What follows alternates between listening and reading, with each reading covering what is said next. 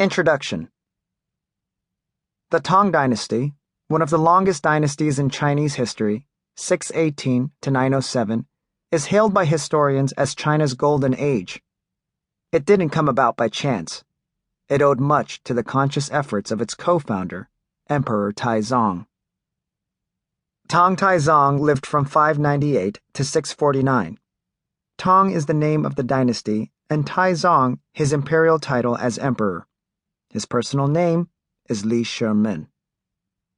Tang Taizong is one of history's greatest rulers, ranking with Augustus, Genghis Khan, and Napoleon, and even in some cases exceeding their accomplishments. Under Taizong's leadership, China became the world's largest and strongest country. The emperor's reign was marked by a number of savvy, innovative, and bold accomplishments, setting a high standard for all leaders who would come after. Among the feats that made Taizong extraordinary, he assembled a team of advisors even before he assumed the throne at the age of 28. He was a gifted administrator, presiding over all major policy and executive decision-making at his court. He was a master military strategist, leading his armies to defeat the Turks, descendants of Attila the Hun, and reopening the Silk Road. He slew 1,000 enemy fighters by his own hand.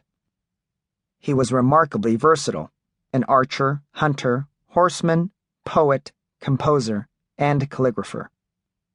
He allowed both Christianity and Islam into China for the first time and was, indirectly, the cause of Buddhism's being planted in Tibet. He was apparently expert at picking a wife. His empress was one of the wisest and most virtuous women in history. He set out to build a strong, prosperous, and long-lasting empire, and succeeded spectacularly. Tang Taizong and his circle of gifted ministers held many discussions regarding how best to run the government and achieve longevity for the dynasty. Most of their conversations were recorded and later compiled in an anthology entitled The Zhengguan Executive Guide. This book has since become a classic on leadership, management, and statecraft.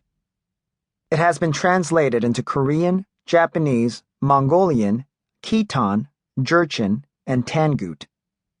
It was eagerly read by rulers of China and other Asian countries, potentates such as the Mongol conqueror Kublai Khan, the Japanese shogun Tokugawa, and the Qing emperor Qianlong.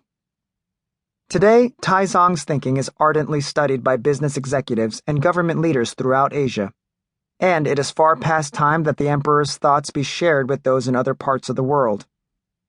Wittingly or unwittingly, today's leaders, regardless of what organization they head, often assume the role of ruler.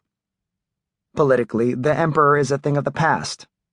However, an elected leader in many cases enjoys much the same power as an emperor within his or her domain. And, of course, business leaders and corporate managers are rulers in their world. There are rulers in virtually every field. For example, the president of a trade union is the ruler of his organization. The head of a philanthropy is the ruler of his institution. The headmaster is the ruler of his school. The teacher is the ruler of his class. The coach is the ruler of his sports team. The conductor is the ruler of his orchestra. The lieutenant is the ruler of his platoon. The priest is the ruler of his local church. Parents are the rulers of their family. The list goes on and on. You may be the ruler in one situation and ruled in another. You may be ruler and ruled simultaneously. You may be ruled and yet aspire to be the ruler.